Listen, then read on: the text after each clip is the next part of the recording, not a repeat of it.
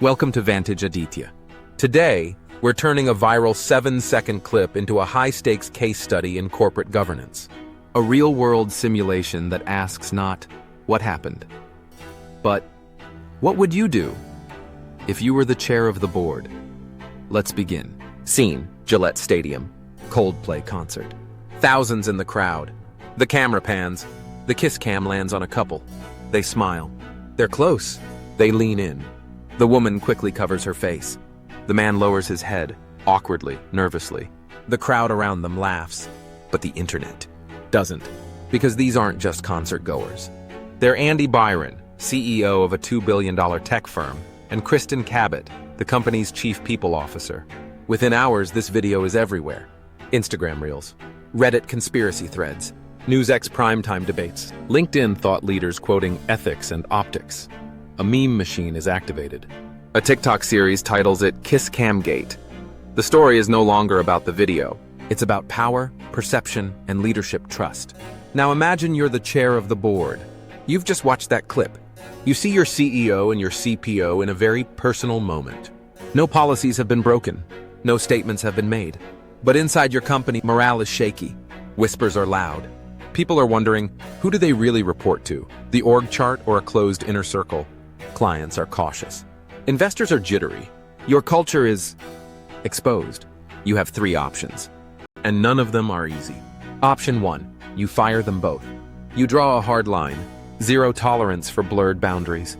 You believe leadership is as much about symbolism as it is about action. So you let them go. But there's no written rule they broke.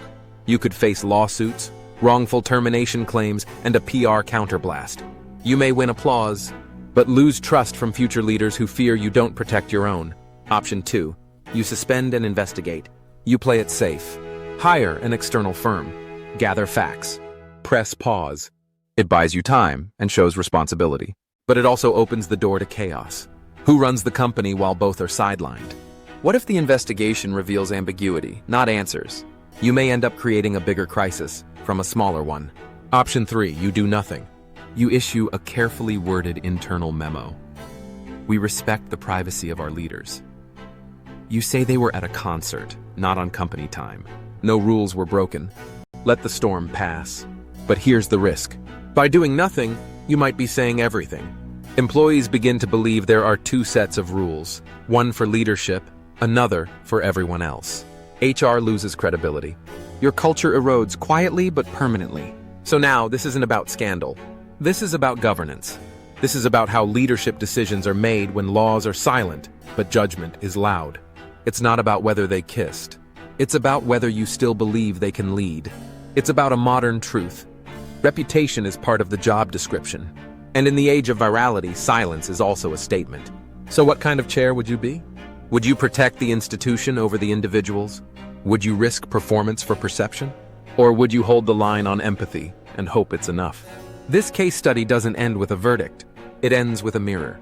Because what you decide says more about your values than theirs ever will.